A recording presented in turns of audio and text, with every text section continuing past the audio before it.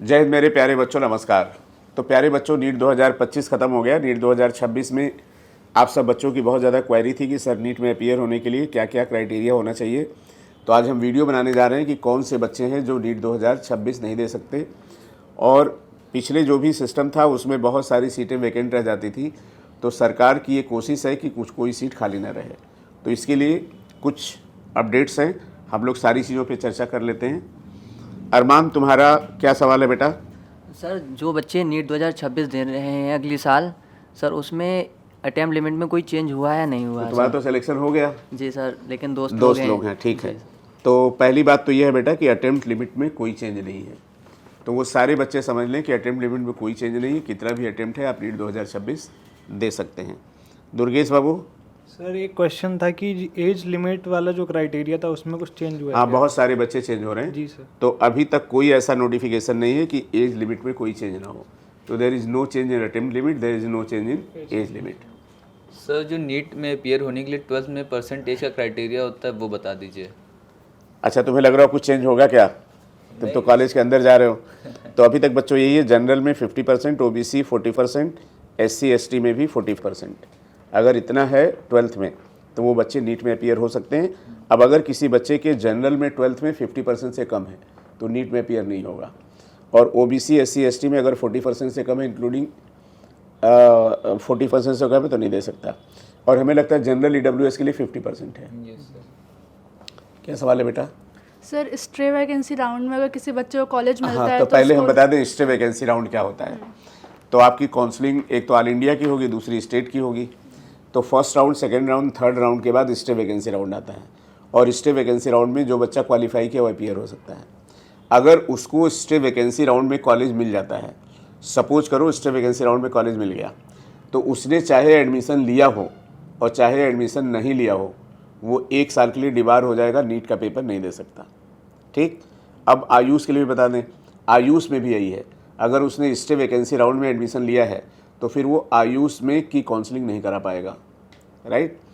और इस तरह से एक और बहुत न्यूज़ है, बच्चों को बता दें कि सरकार ने एक कमेटी बनाई है कि पिछले 4 साल में नीट और जेई के पेपर का लेवल क्या था।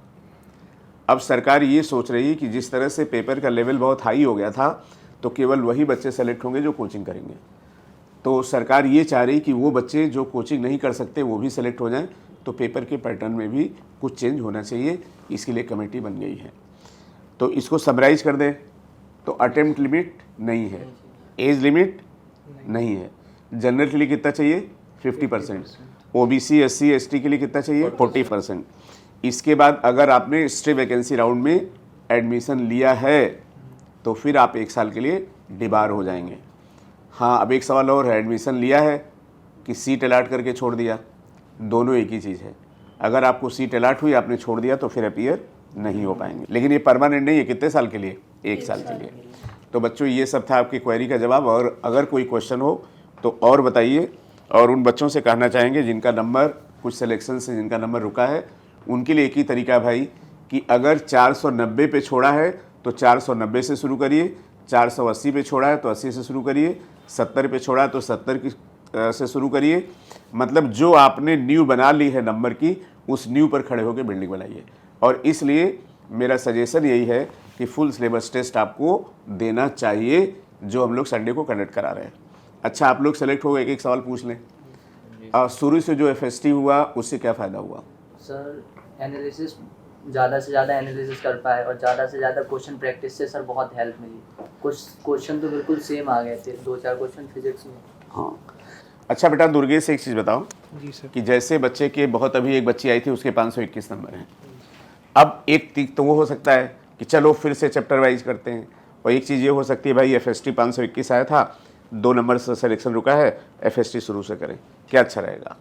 सर, मेरे ख्याल से तो FST शुरू से ही देना चाहिए। जैसा हो रहा है अभी यहाँ पे होता है तो शुरुआत से कंपैरिजन, मतलब एक जो कंपटीशन वाला माहौल होता है बनने लगता है अभी से। बहुत सारी कोचिंग्स में तो लास्ट में जाके शुरू होता है। यहाँ पे अभी से शुरू हो रहा है तो उसका एडवांटेज लेना चाहिए कि अभी से शुरू हो रहा है, आप अपना टेस्ट दीजिए, एनालिसिस करिए और अभी से जहाँ पे है उसके आगे शुरू कर दीजिए। तो बताओ बेटा, जब FST हमने स्टार्ट से ही कराया तो बहुत लोगों के आप अरे अभी कोचिंग खुली नहीं, अभी से एफएसटी हो गया। जी सर। तो वो बच्चे जिनके नंबर 470, 80 या 500 आ चुके हैं, उनके लिए एफएसटी क्या इंपॉर्टेंस है?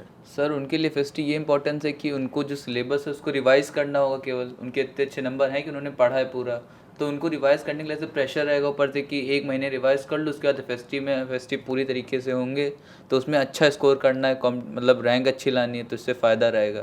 थोड़ा प्रेशर रहेगा सिलेबस ख़त्म करने का जल्दी। सौम्या तुम्हारा कितना स्कोर है बेटा? सर 540। 540, कॉलेज तो मिल ही जाएगा। अच्छा एक चीज़ बताओ, सपोज करो तुम्हारे नंबर 510 आए होते इस बार और तुम्हारे पास दोनों ऑप्शन होते, तो एफएसटी के लिए तुम्हारा क्या ख्याल होता है? सर मैंने पहले गलती करी थी एफएसटी नहीं देने की स्टार्टिंग में, बट इस बार ऐसा बिल्कुल भी नहीं था कि एफएसटी स्टार्टिंग से तो एंड में जब पेपर आने ही वाला होता है, कई बच्चों को रहता है ना कि रिवीजन करना है, वो प्रेशर कभी नहीं आता है क्योंकि पूरा सिलेबस तुम्हारे हाथ में रहेगा, तुम्हें टच में रहेगा। और अभी थोड़े दिन पहले तो पूरा पढ़ के दिया है। अच्छा अब एक चीज़ और बताओ कि जैसा कि न्यूज़ आ रही है कि सरकार ये चाह रही है कि 4 साल के पेपर के एनालिसिस करेगी, बच्चों के ऊपर प्रेशर ना हो, बच्चा कोचिंग के ऊपर डिपेंडेंट ना हो, तो हम लोग को अपने एफएसटी के टेस्ट में क्या करना चाहिए? हर तरह के पेपर कराने चाहिए कि 2025 की तरह टफ पेपर ही कराने चाहिए? नहीं सर, हर तरह का, क्योंकि 2026 का कोई आइडिया नहीं, वो कैसा भी हो सकता है, तो अगर हर तरह से तैयार होंगे तो फिर कैसा भी पेपर आ जाए तो अच्छा ही हो जाएगा। तो बच्चों ये सब बच्चों की राय है, आप क्या सोचते हैं इस वीडियो कमेंट सेक्शन में कमेंट करके बताइए। और मैंने आप लोगों को कई बार बोला है कि इवोल्यूशन एक लिमिटलेस प्रोसेस है, descent with modification is evolution, परिवर्तन के साथ अवतरण को ही विकास कहते हैं। तो टीम न्यूलाइट सजग है, सतर्क है, तैयार है आगे के फ्यूचर को देखकर। आप सब बच्चों एसआरबी बैच में थे, आप सबका कॉलेज आपको मिल गया, और इस बात को बस सोचिएगा कि रैंक कितनी आई। अब एमबीबीएस चाहे जो कॉलेज हो एक ही जैसा है, तो कॉलेज का इफेक्ट नहीं होता है। आपका अगर डीएनए स्ट्रांग है तो इन्वायरमेंट कोई इफेक्ट नहीं डालेगा। तो गॉड ब्लेस यू बट्टी। ये सब हमारे बच्चे एसआरबी बैच के थे जिन्होंने खूब पढ़ा, खूब डिस्कस किया, फाइनली कॉलेज जा रहे हैं। और पेपर कुछ ऐसा था कि हम लोग पेपर के बाद तो डिस्कस ही नहीं कर पाए थे। तो जोरदार एफएसटी शुरू हो रहा है, आप सब ज्वाइन करिए। और ये जो क्राइटेरिया था, जो बच्चे नीट 2026 नहीं दे पाएंगे उनके लिए हमने बता दिया। थैंक यू सो मच बच्चों, जय हिंद।